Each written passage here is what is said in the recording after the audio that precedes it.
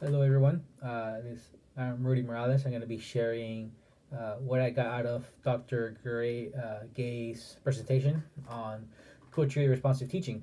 Uh, this is a subject, a topic that I've had a little bit of exposure to in other classes. So I'm by no means an expert. There's a lot to know about this topic. There's a lot to learn. Uh, But I've heard, I know I've been about it because of other professors. I know I've read through or read parts of Dr. Holly's text in other classes, so um, I know a little bit. One of the things that Dr. Gay talked about in her presentation was how culture response teaching is actually going in a global thing right now. It's expanding outside of the United States. It's expanding outside of what you would call minority communities. I think it's important to recognize that it's not just culture that you see in the. We have to separate that what we think of culture as the ethnic culture, but to think about it as a culture of each individual student's culture and how we can use that and to bring it into the classroom to help them. Uh, he talked about not just it's not just for students of color. It's also for or European um, background students or white students. They need to know that their contributions matter and that their culture matters.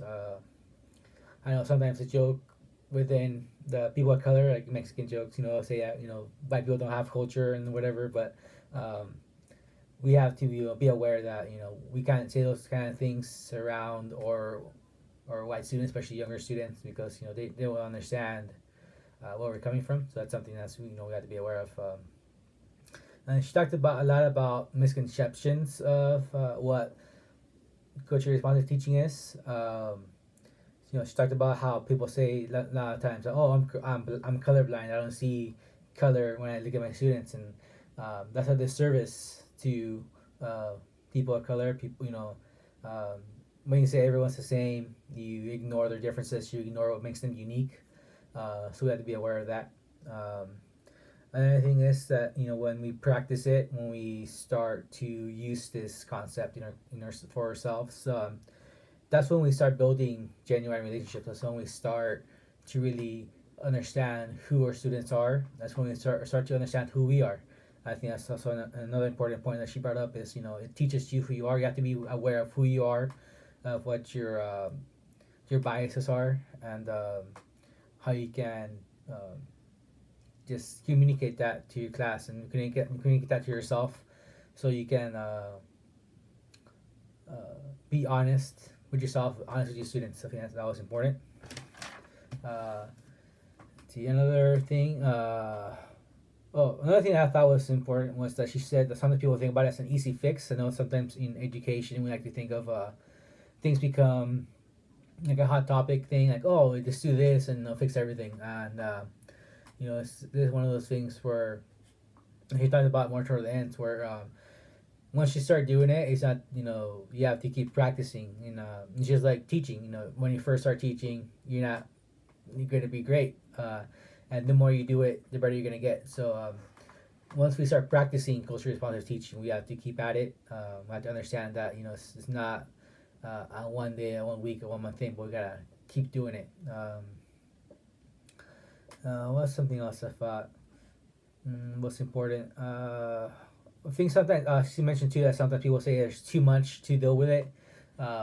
This not just within the context of learning about culture responsive teaching, but how to do it. And there's lots of, as she mentioned, there's lots of ways to do it. There's it's how you teach, it's how you assess your students, it's how you're doing one-on-one interactions with your students. I thought that was important. Um, she talked about was how knowledge is socially constructed. So I know a lot of times we talk about students' language and their home language versus the academic language we want to learn them to learn and use in classroom. And I think we have to be aware of uh, how they use their home language and the things they're capable of doing in their home language, and not just trying to get them to fit that narrow mold of what academic language should be and how they should use it.